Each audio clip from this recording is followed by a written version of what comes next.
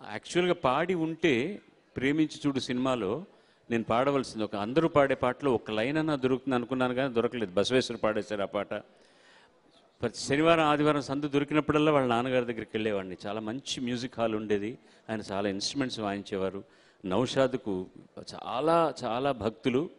ప్రతిరోజు ప్రతి వారం వెళ్ళినప్పుడల్లా రఫీ గారి పాట ఒకటి వినిపించి ఇది నువ్వు ఎప్పుడు కరెక్ట్గా పాడతావు అప్పుడు నీకు అవకాశం ఇస్తాననేవారు.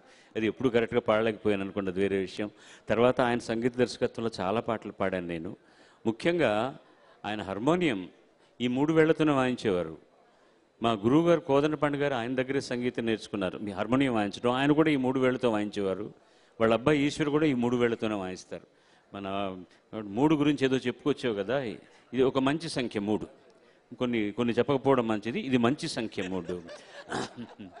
సో అలాగే ఇన్ని జనరేషన్లకు పాడుతూ వాళ్ళ అబ్బాయికి కూడా పాడే అవకాశం వచ్చింది. మీ అబ్బాయికి కూడా పాడతానేమో.